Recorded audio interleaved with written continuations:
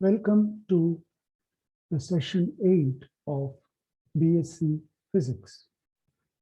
The topic of discussion is atomic physics. I am Dr. K.M. Jagadish. In this session, we are going to discuss the Stern-Gerlach experiment. And this discussion involves first the theoretical aspect, and as a continuation, we are going to discuss the experimental arrangement and the working of that arrangement. Coming to the theoretical part of the Stern-Gerlach experiment, this experiment gave a direct experimental proof of the existence of electron spin. They used an atomic beam of silver. The ground state of silver atoms is S12, so that orbital angular momentum L is equal to 0. This means that they do not have any orbital magnetic moment, or in other words, mu L is equal to 0. Hence, the magnetic moments of these atoms are entirely due to spin of the electron.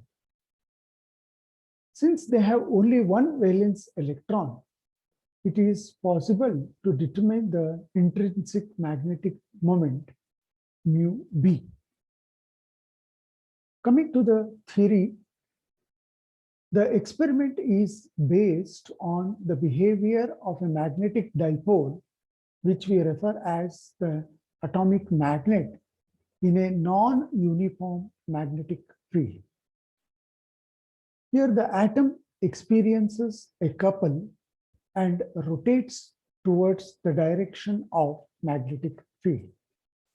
As a result, the atom would get displaced from its straight path.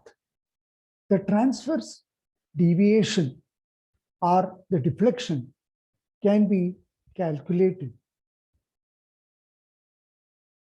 To begin with, let an atomic magnet of magnetic moment mu and pole strength m and of length 2L be situated in a non-uniform magnetic field. Let it make an angle theta with the direction of the field. Let the field strength at the pole P be equal to B. Then the field strength at Q is B plus dB by dx into 2L cos theta. The forces acting on the two poles are m into B and m into B plus dB by dx into 2L cos theta, where m is the pole strength of the magnetic poles. Therefore, the resultant force on the dipole along x-axis is given by Fx equals m into dB by dx into 2L cos theta, which is equal to mu into dB by dx into cos theta, because mu, the magnetic moment, is equal to m into 2L. If capital L is the length of the magnetic field region and A is the acceleration of the dipole and T is the time of flight, then the transverse deflection, capital D, in traversing the field is D is equal to half into A into T square.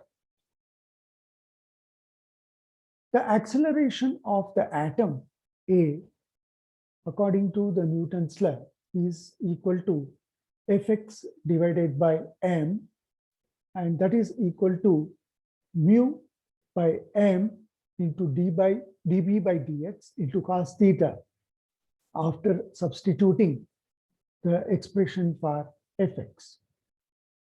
And the time of flight t is equal to L divided by V, where V is the velocity of atomic magnet.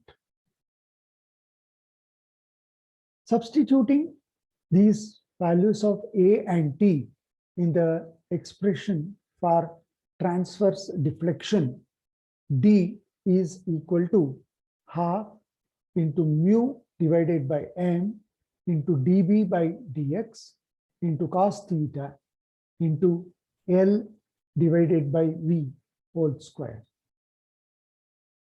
If mu L is the component of magnetic moment in the field direction, then mu L is equal to mu into cos theta, which is the component of mu. Therefore, D is equal to half into mu L by m into dB by dx into L by V whole square.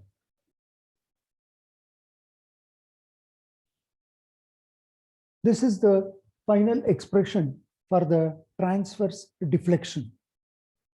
Using this expression, Stern and Gerlach calculated the separation between the two traces theoretically, which showed very good agreement with the separation obtained experimentally. This confirms that the electrons possess spin angular momentum and spin magnetic moment and has two orientations in the magnetic field. Now coming to the experimental arrangement. The experimental arrangement consists of an oven O in which metallic silver is heated to produce a neutral atomic beam which comes out of the oven through an orifice. Then the beam is collimated by using two narrow slits, S1 and S2. The collimated beam is then allowed to pass through a highly non-uniform magnetic field at M and made to fall on a photographic plate P. The entire apparatus is placed in an evacuated chamber.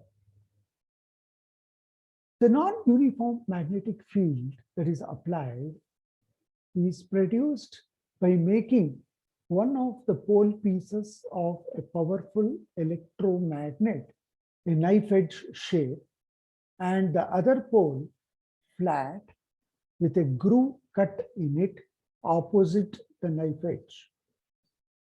Since the magnetic flux lines are close together at the knife edge, the field there is much stronger than at the flat pole.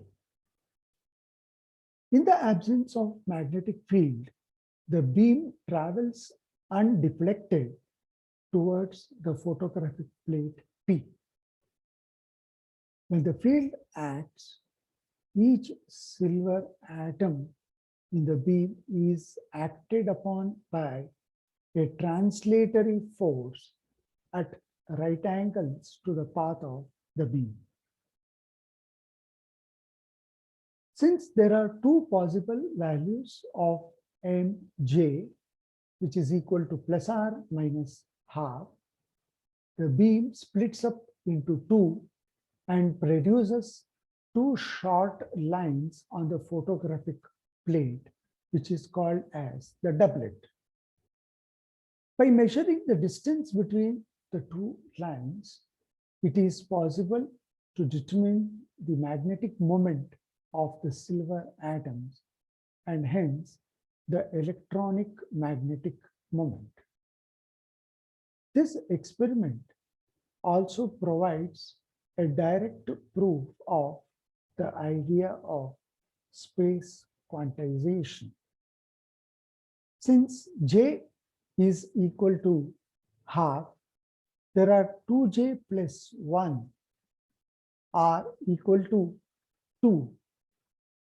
That is, two possible orientations of J in the magnetic field. Hence, the beam splits into two in presence of the magnetic field. Zinc, cadmium, and mercury, which are other metals, cannot be used in the Stern-Gerlach experiment because in these atoms, the valence shell is s orbital, and this s orbital contains paired electrons. Therefore, J is equal to 0 for the set of paired electrons. In the magnetic field, J can take 2J plus 1 orientations. If J is equal to 0, then 2J plus 1 is equal to 2 into 0 plus 1, which is equal to 1 orientation. Hence, only one trace is obtained in the case of zinc or cadmium or mercury. Hence, these metals cannot be used in the Stern-Gerlach experiment. Thank you.